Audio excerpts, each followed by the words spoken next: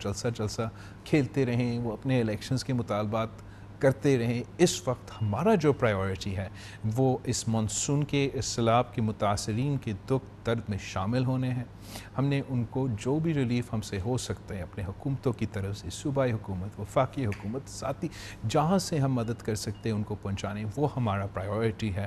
میں خود تو وزیر خارجہ ہوں، مگر اتنا شدید بارشیں اور اتنا نقصان ہوا ہے اس سیلاب کی وجہ سے کہ میرا ایک دورہ تھا یورپین کنٹریز کا، میں نے وہ تو پوسٹپون کر لیا ہے تاکہ اس مشکل گھڑی میں ہم اپنے عوام کے ساتھ ہو سکتے ہیں، ان کو مدد کر سکتے ہیں۔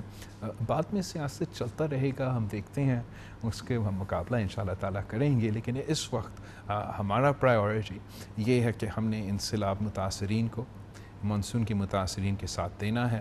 ہمارا جو مخالف ہے، چاہے وہ حکومت میں ہو یا اپوزیشن میں، وہ کبھی اس چیز میں دلچسپی نہیں لیتا۔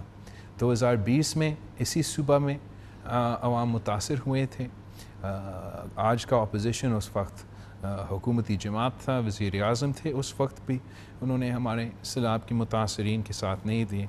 آج وہ اپوزیشن میں ہیں، ان کے اپنے صوبہ میں سیلاب ہو رہے ہیں، مگر وہ جلسے کھیل رہے ہیں۔ میں سمجھتا ہوں کہ یہ بہت ہی افسوسناک بات ہے۔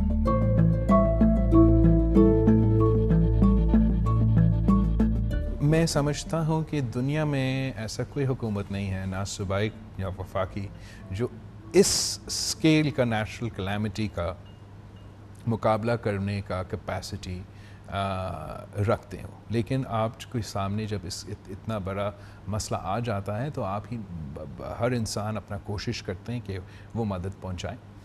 جہاں آپ ہمارا کنسرنز کے پوچھ رہے ہیں، ہمارا سب سے اہم پرائیورٹی اس وقت یہ ہے کہ ہم نے اپنے عوام کو ٹینٹس پہنچانے ہیں۔ صوبہ سندھ کے سٹاک میں 90,000 ٹینٹس تھے، وہ ناکافی ہے۔ صوبہ سندھ کو کم از کم conservative estimate we need 1 million tents. اس کے لیے ہم خود پروکیور کرنے کی کوشش کر رہے ہیں، خریدنے کی کوشش کر رہے ہیں، بندوبست کرنے کی کوشش کر رہے ہیں۔ پھر جو کھانے پینے کا اشیاء ہے وہ نہ صرف ہم لیکن پورا سوسائٹی ایک ہو کے سب اپنے کوششیں کر رہے ہیں کہ متاثرین کو کسی قسم کا راشن پہنچائے، کسی قسم کا وہ سامان اور امداد پہنچائے۔